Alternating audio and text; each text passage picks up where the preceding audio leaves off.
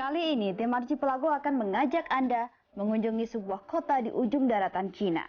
Sebuah kota mimpi, bukti keajaiban Cina, Shenzhen.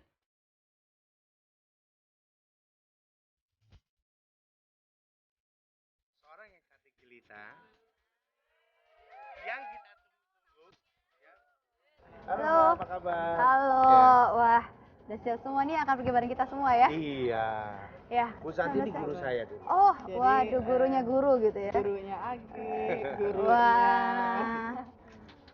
Ya, kali ini tim Archipelago punya kesempatan untuk jalan-jalan ke luar negeri dan rute kita akan ke Malam ini kita ke Shenzhen, Hong Kong langsung ke Shenzhen. Wow. Kita lihat sekitar 2 malam kita di sana, nanti kita akan menuju ke Hong Kong. Iya, dan uniknya kita kali ini biasanya kan kita kalau tour pergi dengan orang-orang profesional. Nah, kita di sini pergi dengan calon-calon tour leader. Jadi di sini kita bisa lihat bagaimana sih caranya menjadi seorang tour leader, bagaimana mengatur sebuah tour. Di sini kita bersama dengan teman-teman dari mana sih kalian semua pada? Oke deh, jadi udah pada siap berangkat semua nih kita ya? Oke, we gonna have fun together.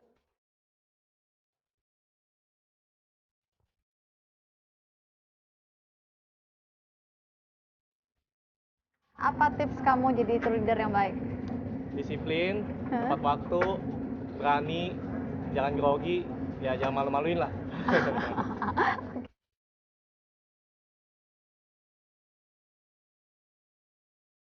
Untuk mencapai Shenzhen, aku memilih rute melalui Hong Kong.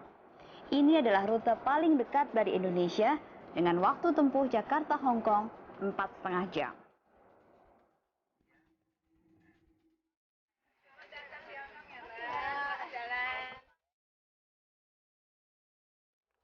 Sampailah kita di Hong Kong dan bandara ini namanya Bandara Chek Lap Kok. Ini bandara merupakan tempat transit yang penting di dunia karena lokasinya yang strategis. Dan bandara ini besar sekali. Kapasitasnya bisa mencapai 87 juta jiwa. Tapi bandara ini anehnya berdiri di atas sebuah pulau buatan yang merupakan hasil reklamasi dari sebuah pulau, dari dua buah pulau namanya Chek Lap Kong dan juga Pulau Lam Chau.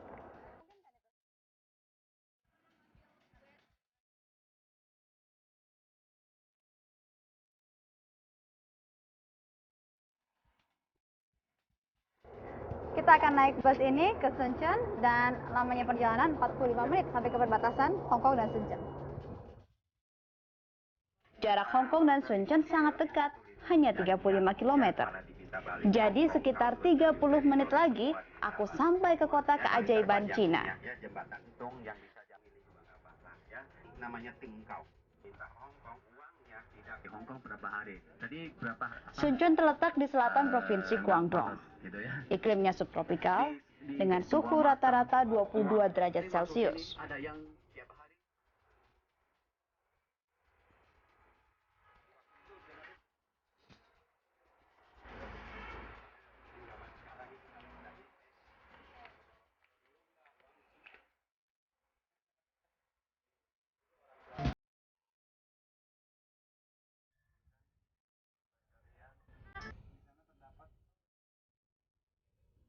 Shenzhen adalah gambaran pertumbuhan pesat Cina, salah satu dari 5 Special Economic Zone di Cina. Tidak heran, Shenzhen diberi gelar keajaiban Cina. Shenzhen adalah kota kedua terbesar di provinsi Guangdong.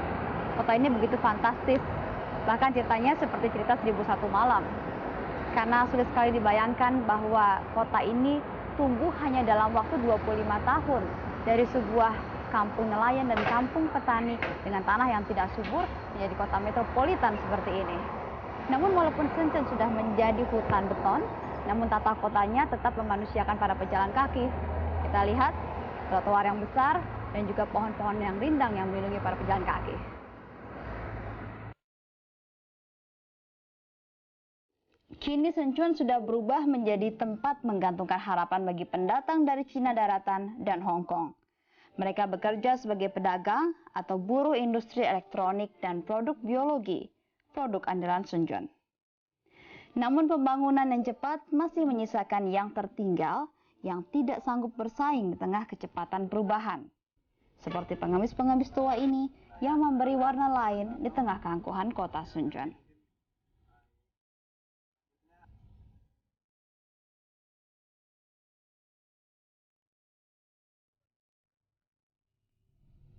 Hari apa?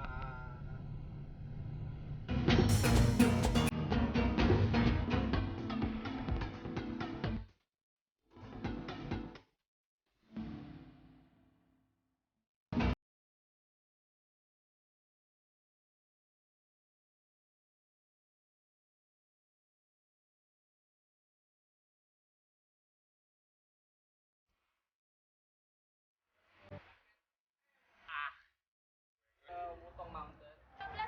Sampai jam 10 kita nyampe.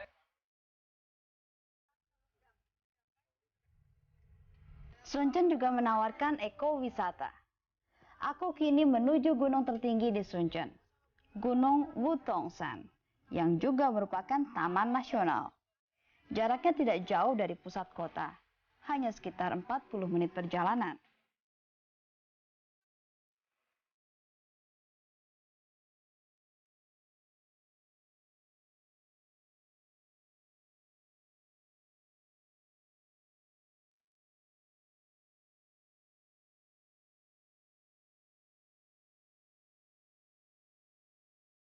Gunung Wutongsan ternyata jauh dari bayanganku. Tadinya aku berpikir akan melalui jalan tanah menembus hutan. Ternyata taman nasional ini pun telah tersentuh dengan modernisasi ala Suncheon. Dari Gunung Wutongsan, aku bisa melihat kota Suncheon lebih jelas. Konon dari puncak Gunung Wutongsan, kita bahkan dapat melihat Hong Kong.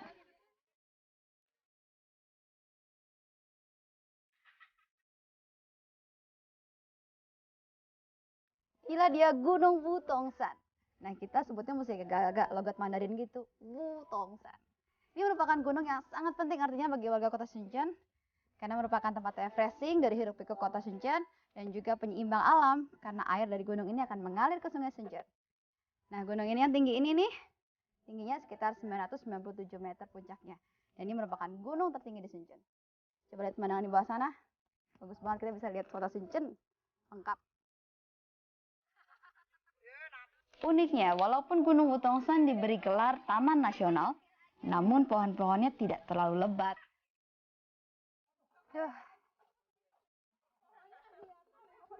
Udah capek nggak sih? Capek banget. Enggak demi pohon cinta gitu ya. Demi menemukan cinta abadi gitu jalan-jalan.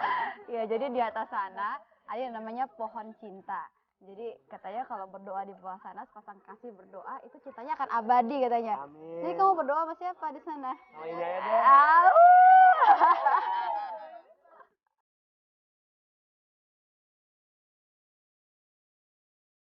Pemandangan indah yang ditawarkan Gunung Wutongsan membuatnya menjadi tempat populer warga Suncheon melepaskan diri dari hiruk pikuk kota.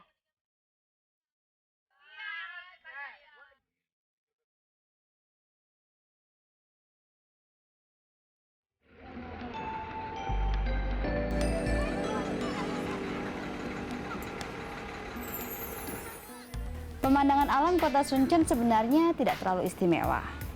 Namun pemerintahannya sangat cerdik membangun objek-objek wisata turis yang menarik.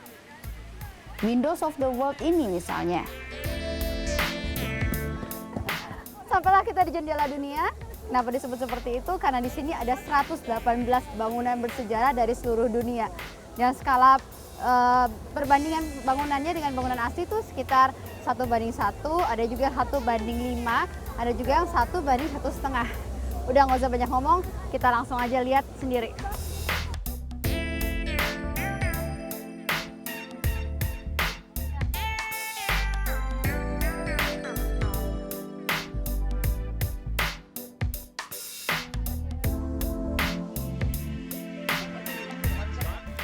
Aku bingung menentukan tujuan pertamaku. Sekarang kita ke Borobudur, tapi Borobudur yang ada di Suncheon.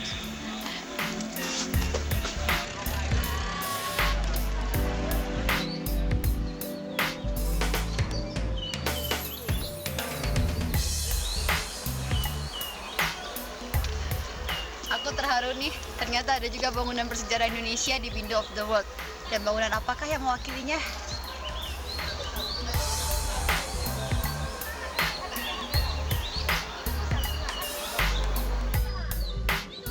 Candi Buddha abad 8 dan 9 kebanggaan Indonesia ini dibangun dengan skala 1:15. Hasilnya, candi raksasa ini kini hanya setinggi 2 meter.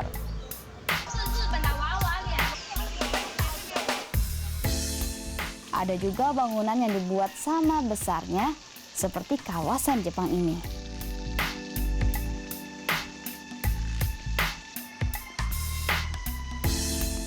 Aku jadi merasa seperti berada di lokasi syuting film Memoir of Geisha.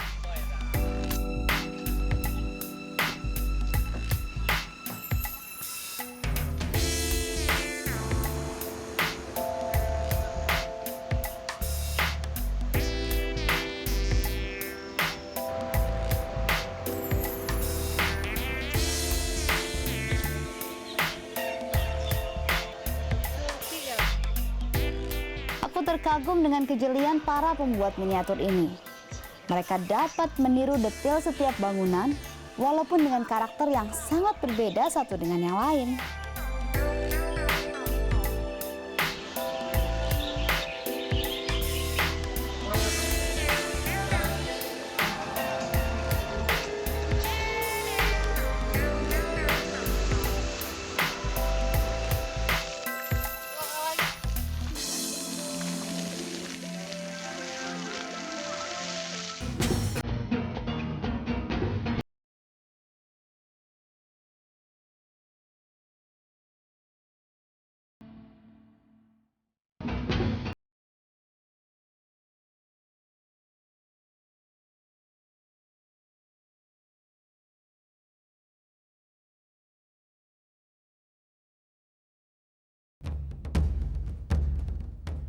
Walaupun sudah modern, daerah di pinggiran Suncheon masih menyisakan lahan pertanian dan perkebunan. Contohnya stroberi ini. Lihat stroberi besar seperti ini, harganya hanya 5 yuan atau sekitar 5.000 satu kilonya loh. Manis.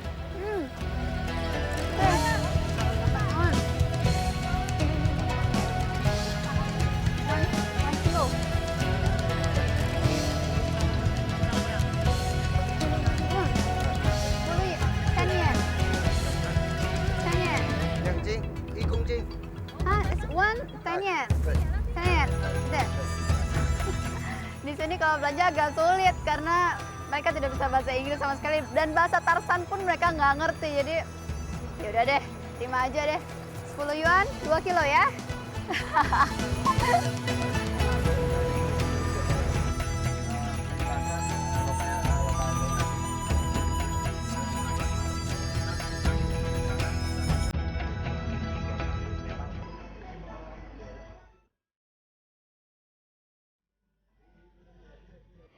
Kini aku menuju sebuah tempat wisata buatan yang mirip dengan Taman Mini Indonesia Indah, Splendid of China.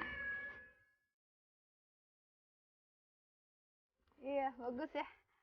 Ya, sekarang kita ada di China Folk Culture and Villages. Nah, di sini konsepnya sama seperti Taman Mini Indonesia Indah, hanya ada satu keunggulannya, yaitu di sini juga merekam sejarah bangsa Cina selama kurun waktu 5.000 tahun ke belakang.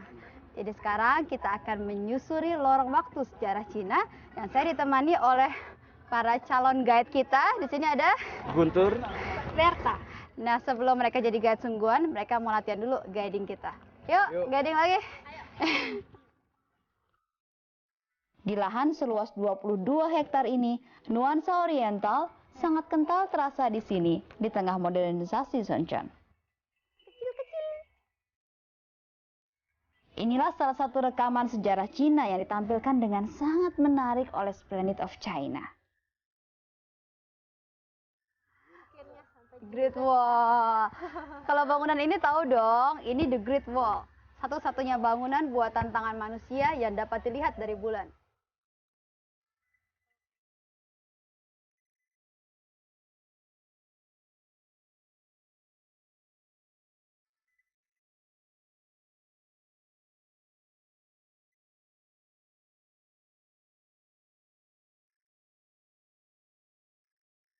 Tahukah Anda cerita perang sengit dinasti Yuan melawan bangsa Mongol yang dipimpin Genghis Khan? Inilah dia simulasinya, lengkap dengan atraksi ketangkasan dan akrobat yang dimainkan di atas kuda.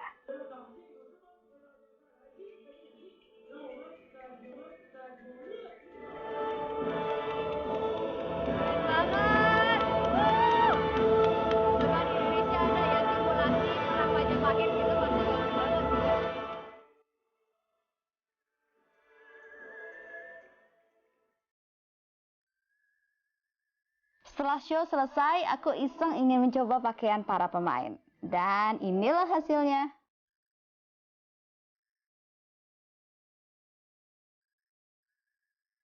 Sulaman Cina juga terkenal sejak zaman dulu kala. Nah, para gadis ini sedang menyulam pada rangka sendal. Yang paling sulit dari membuat anyaman sandal ini adalah bagaimana menemukan titik yang pas. Karena ini harus rapat-rapat dan rapi.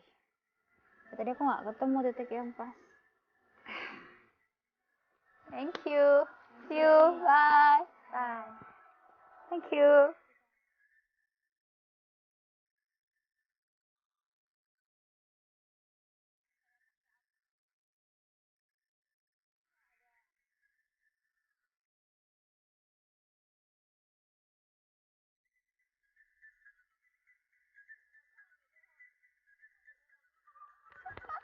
Tidak terasa ini adalah malam terakhir aku di Suncheon. Dan untuk menghabiskan saat-saat terakhirku, aku mau menonton sebuah pertunjukan budaya Cina lainnya. Sebelah sana. Kini aku ajak Anda melihat pertunjukan budaya dari 56 suku di Cina. Lihat betapa indahnya pakaian dan tarian tradisional diberi sentuhan modern. Ditambah lagi dengan tata panggung yang apik. Para penari ini didatangkan dari daerah aslinya masing-masing. Keajaiban Suncheon memang tidak dapat disangka lagi.